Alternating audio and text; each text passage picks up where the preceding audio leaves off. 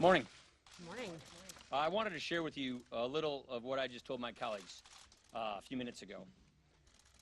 You realize something when you take this job. It's a big job with a lot riding on you, and you feel it. But you also know that this is a job that does not last forever. You realize that you hold the office for just a small part of our history, so you better make the most of it. It's fleeting, and that inspires you to do big things. And on that score, I think we have achieved a heck of a lot. You all know that I did not seek this job. I took it reluctantly, but I have given this job everything that I have. And I have no regrets whatsoever for having accepted this responsibility. This has been one of the two greatest honors of my life. The job provides incredible opportunities. But the truth is, it's easy for it to take over everything in your life. And you can't just let that happen. Because there are other things in life that can be fleeting as well. Namely, your time as a husband and a dad, which is the other great honor of my life. That's why today I am announcing that this year will be my last one as a member of the House. To be clear, I am not resigning. I intend to full my served term as I was elected to do. But I will be retiring in January, leaving this majority in good hands with what I believe is a very bright future. It's almost hard to believe, but I have been a member of Congress for almost 2 decades. This is my 20th year in Congress. My kids weren't even born when I was first elected. Our oldest was 13 years old when I became Speaker.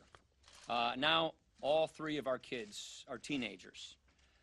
And one thing I've learned about teenagers is their idea of an ideal weekend is not necessarily to spend all of their time with their parents. What I realize is, if I am here for one more term, my kids will only have ever known me as a weekend dad. I just can't let that happen. So I will be setting new priorities in my life, but I will also be leaving incredibly proud of what we have accomplished. Some of you know my story. My dad died when I was 16, the age my daughter is. And I just don't want to be one of those people looking back on my life thinking I spent more time with my kids, when I know if I spend another term, they will only know me as a weekend father. So I'm really proud of what we've been able to do. When I took this job, one of my conditions was that we aim high, that we do big things, that we fashion an agenda, that we run on that agenda, that we win an election, and then we execute that agenda. I am so proud that that is exactly what we have done and what we are doing right now. We've accomplished so much since then. Probably the 2 biggest achievements for me are, first, the major reform of our tax code for the first time in 36 years, which has already been a huge success for this country, and that's something I've been working on in my entire adult life. Second, something I got much, much more invested on since becoming Speaker, is to rebuild our nation's military. And after tax reform addressing our military readiness crisis, that was a top priority that we got done last month as well. These I see as lasting victories that will make this country more prosperous and more secure for decades to come. There are so many other things that we have gotten done, and of course I'm going to look back proudly on my days at the Budget Committee and the Ways and Means Committee. But I don't want to be too sentimental here. I want to be clear, I'm not done yet. I intend to run through the tape to finish the year. Some of you wonder why I can't just do the normal politician thing, and which is to run and then retire after the election. That is what I'm told is the politically shrewd thing to do. I considered that. But just as my conscience is what got me to take this job in the first place, my conscience could not handle going out that way. I pledged to serve the people of Wisconsin in the 1st District honorably. And in order to serve the people in my district honorably, I have to serve them honestly. And for me to ask them to vote to re-elect me, knowing that I wasn't going to stay, is not being honest. So I simply cannot do that. So that's why I'm announcing this today. Again, I am proud of what this conference has achieved, and I believe its future is bright. The economy is strong. We've given Americans greater confidence in their lives. And I have every confidence that I'll be handing this gavel on to the next Republican Speaker of the House next year. So just to close, I said earlier that I didn't want this job at first, and most of you know this. I really actually didn't. But I have to thank my colleagues for giving me this opportunity and this honor. I am really grateful for it. I also want to thank the people of Southern Wisconsin for placing their trust in me as their representative for the past 20 years. I've tried to bring as much Wisconsin to Washington as I can in that time. It's been a wild ride, but it's been a journey well worth taking to be able to do my part to strengthen the American idea. That pursuit is never ending. Much work remains, but I like to think I have done my part, my little part in history to set us on a better course. Thank you. Sherman. When you were named as Speaker, Yes. you have no plans to call very early. Correct. Correct. I think it's tenable for you guys to have a 6-month leadership. I do. Look, I know most speakers don't go out on their own terms. Tip O'Neill was probably the last one to do that. But Harry Reid, as Senate leader just last session, did this. He announced he wasn't going to run for again, and he stayed on as Senate leader. So, yes, that's what I'm going to do. Mr. Speaker, you got your long-sought tax cuts and tax reform legislation approved, which you say you'll consider to be your greatest achievement. However, you're not sticking around for its biggest consequence, which is trillion-dollar deficits as far as the Congressional Budget Office's eyes can see. Yeah. What's your response to that? So entitlement reform is the one thing the one other great thing that I've spent most of my career working on. I'm extremely proud of the fact that the House passed the biggest entitlement reform bill ever considered in the House of Representatives. Do I regret the fact that the Senate did not pass this? Yes.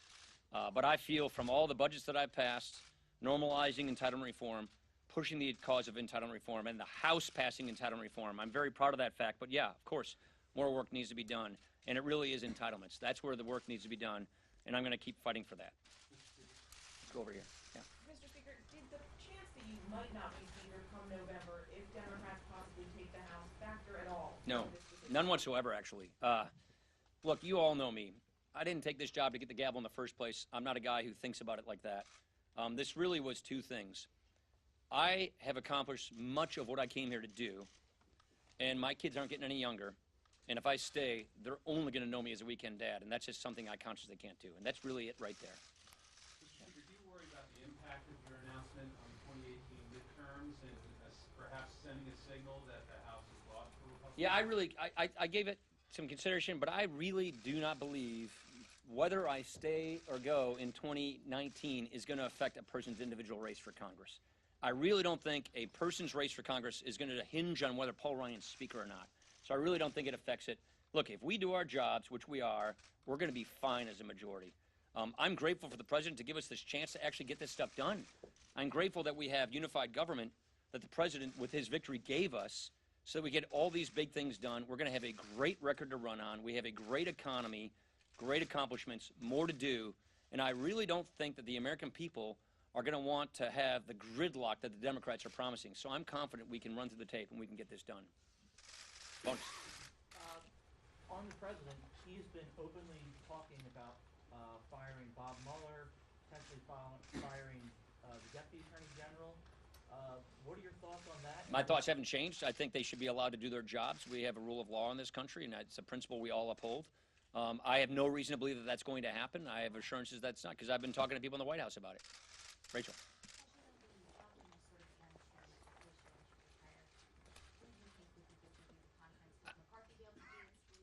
I have great confidence in this leadership team. That's one thing that I'm really proud of. Obviously, I came with a big gulf in leadership when I came here. I think we have a fantastic leadership team. I have more thoughts on this. I think this is probably not the right time to get into that, but I'll share those thoughts later.